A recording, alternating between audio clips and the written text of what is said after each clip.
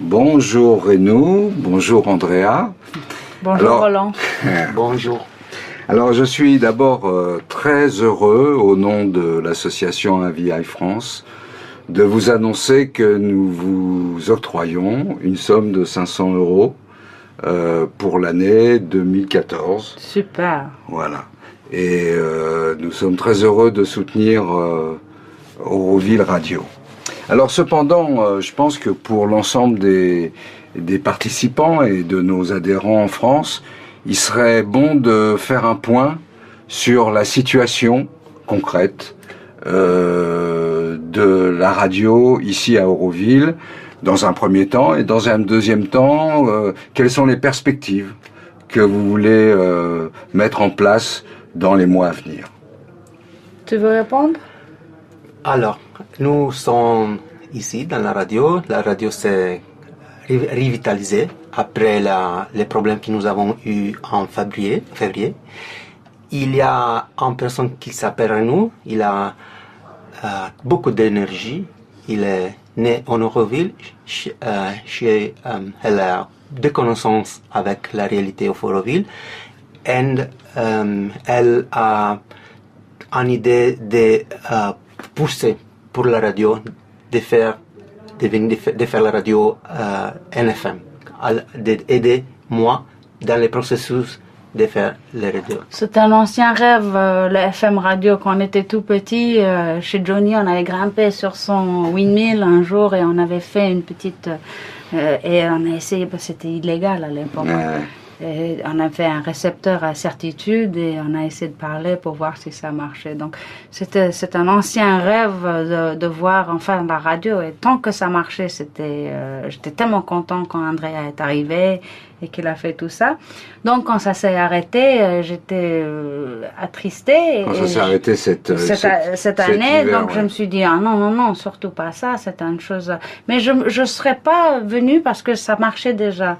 Mais quand ça a plus marché, j'étais trop attristée de voir ça partir. Alors je suis venue et je suis très contente de faire partie de ça maintenant parce que j'apprends à éditer le son et j'apprends tout ça et c'est fabuleux. Donc où on est aujourd'hui, c'est que on a toujours cette situation d'espace à régler. Donc on espère avec le nouveau conseil administratif d'Auroville, Auroville Council, la conseil, oui. Comment on dit? Enfin, de finalement pouvoir construire une mur là où ça sera OK pour le présent, parce que là c'est très difficile de travailler, il y a beaucoup de bruit à côté. Donc ça serait bien de pouvoir régler ce problème. Donc pour l'instant, l'idée c'est de garder ce lieu. Pour l'instant, ça c'est dans les médias. Deuxièmement, s'il se trouve que dans le bâtiment du média quelque chose s'ouvre, on pourrait aller là-bas. Mais même pour que quelque chose s'ouvre là-bas, ça voudrait dire que l'activité doit aller ailleurs. Donc tout va prendre du temps. D'accord.